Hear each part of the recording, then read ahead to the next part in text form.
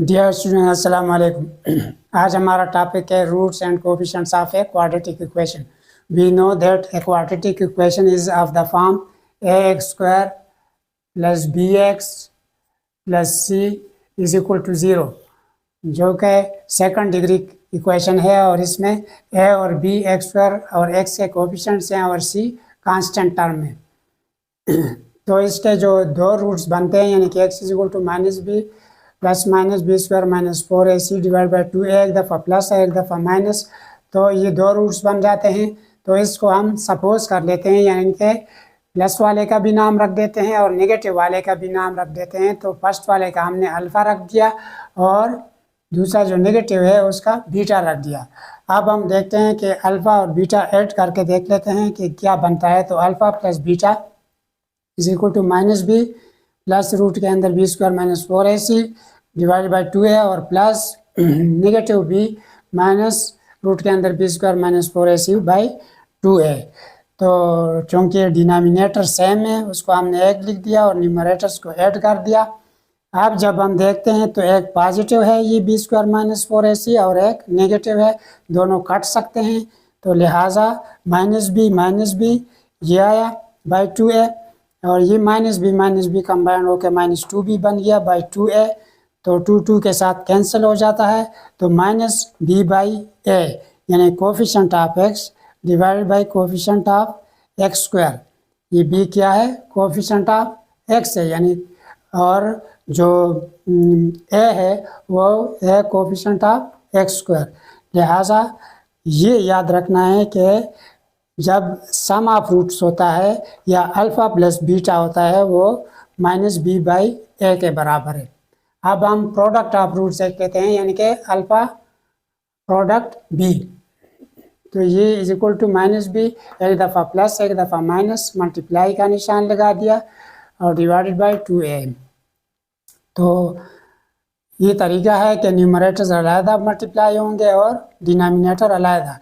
तो इसको जब हम देखते हैं तो एक दफ़ा प्लस एक माइनस है, तो a plus B into A minus B formula है हमारे पास, उसी के तहत इसको हम सिंप्लीफाई कर लेंगे यानी कि मल्टीप्लाई कर लेंगे।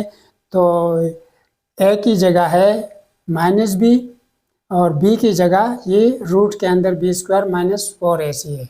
तो लिहाजा a स्क्वायर यानी कि माइनस बी होल स्क्वायर और माइनस बी स्क्वायर यानी कि रूट के अंदर B square minus 4ac whole square, ये सिर्फ रूट से बाहर निकल आ जाएगा। तो बी स्क्वायर माइनस 4ac बन गया और ये माइनस बी मल्टीप्लाई होकर प्लस बी स्क्वायर हो जाएगा। अब जब इसको हम ओपन कर लेते हैं ब्रैकेट को, तो B square minus B square और माइनस माइनस प्लस, तो प्लस 4ac हो गया डिवाइडेड बाई 4a स्क्वायर। तो बी स्क्वायर कैंसिल आउट और 4ac divide by 4a square, 4 के साथ कट गया और इधर a स्क्वायर है, 2a है और ऊपर एक a है, एक a से ख़त्म हो जाएगा, कैंसिल हो जाएगा।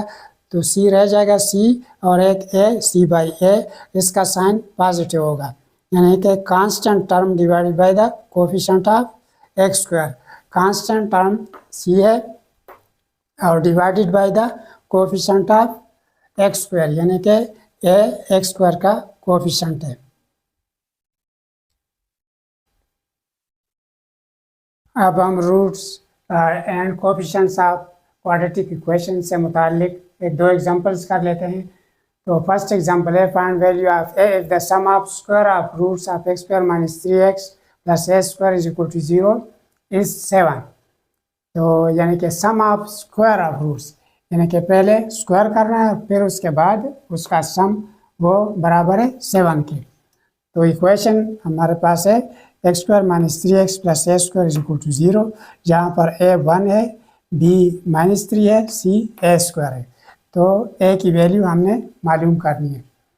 तो सम ऑफ स्क्वायर ऑफ रूट्स है उसका सम 7 के बराबर है, ये गिवन है, इसको हमने इक्वेशन 1 नाम दिया। Alpha plus beta is equal to minus coefficient of x divided by coefficient of x square. तो यहाँ पर b और a की वैल्यू हमारे पास है माइनस 3 और 1, तो उसकी वैल्यू हमने रख दी। तो alpha plus beta is equal to -3/1 या माइनस माइनस प्लस हो जाता है, लिहाजा alpha plus beta is equal to 3। इसको हमने इक्वेशन 2 का नाम दिया। फिर product of root alpha beta is equal to c by a है, लेकिन c की वैल्यू यहाँ पर a स्क्वायर है और a की वैल्यू 1 है, लिहाजा a स्क्वायर बाई 1 या alpha beta is equal to a square. This is equation 3। अब हमने ऐसा एक्सप्रेशन लिखना है कि जिसमें alpha square plus beta square भी मौजूद हो, क्योंकि उसकी वैल्यू हमने 7 रखनी है। अल्फ़ा प्लस बीटा भी मौजूद हो, क्योंकि उसमें हम 3 पुट कर लेंगे। और प्रोडक्ट ऑफ रूट यानी अल्फ़ा बीटा भी मौजूद हो, ताकि उसमें हम ए स्क्वायर की वैल्यू रख सकें, ताकि बाद में हम ए की वैल्यू मालूम कर लें। तो इस तरीके से ये बनता है इक्वेशन या expression alpha plus beta whole square -2 alpha beta is equal to alpha square plus beta square. यानी कि ये जो बनता है हमारे पास whole square alpha square plus beta square plus 2 alpha beta, तो वही प्लस 2 अल्फ़ा बीटा का हमने तोड़ सब्ट्रैक्ट करना है, यानी कि 2 अल्फ़ा बीटा सब्ट्रैक्ट भी कर लेंगे तो फिर ये exactly alpha square plus beta square के बराबर आ जाता है। तो अब हमने जो तीनों वैल्यूज़ हैं वो हमने रख देनी है। Alpha square plus beta square, इसकी जगह 7 आया। अल्फ़ा प्लस बीटा 3 आया, स्क्वायर है 7 तो स्क्वायर ऊपर लिख दिया। और जो प्रोडक्ट ऑफ रूट है यानी कि अल्फ़ा बीटा वो है ए स्क्वायर, तो उसकी वैल्यू ए स्क्वायर आ गई। तो 9 तो 3 are 9 -2 a square is equal to 7 या -2 ए स्क्वायर 9 को शिफ्ट कर दिया इस तरफ तो -2 आया उससे। तो डिवाइडिंग बोथ साइड्स बाय -2 तो ए स्क्वायर इज इक्वल टू 1 या ए is equal to +-1।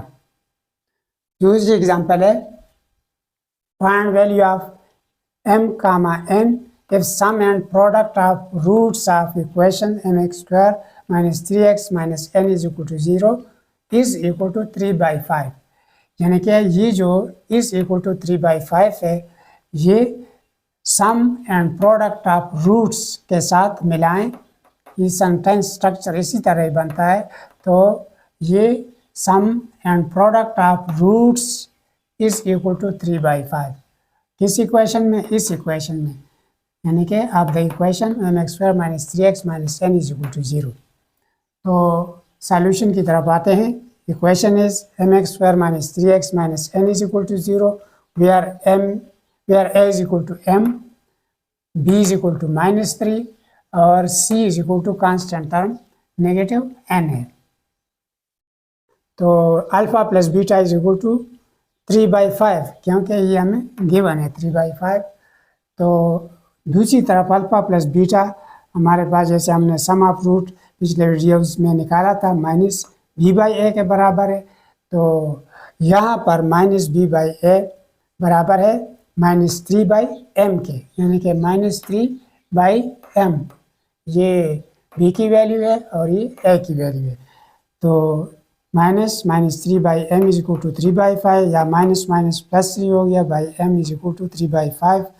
Cross multiplication के बाद 3m इज इक्वल टू 15 या m इज इक्वल टू 5 आया। अब जो प्रोडक्ट ऑफ रूट है वो भी 3/5 के बराबर है, लेकिन दूसरी तरफ अल्फ़ा बीटा c/a के भी बराबर है, क्योंकि ये है c हमारे पास -n और जो a है उसकी वैल्यू m है, तो लिहाजा उसकी वैल्यू हमने रख दी। क्योंकि ये तो जनरली क्वाड्रेटिक इक्वेशन के बारे में, लेकिन इस क्वाड्रेटिक इक्वेशन में इसकी वैल्यू है -n/m इज इक्वल टू 3/5। तो अब जो है यहाँ से जो n आया वो -3 के बराबर रहा है, क्यों keep multiplying both sides by -5 यहाँ पर मल्टीप्लाई करेंगे 5 के साथ कैंसिल हो जाएगा और नेगेटिव इंटू नेगेटिव पॉजिटिव हो जाएगा। यहाँ भी 5 के साथ कैंसिल हो जाएगा, लेकिन नेगेटिव साइन इंटू 3 ये -3 हो जाएगा। तो hence values of m is equal to 5 and value of n is equal to -3। ये आंसर है।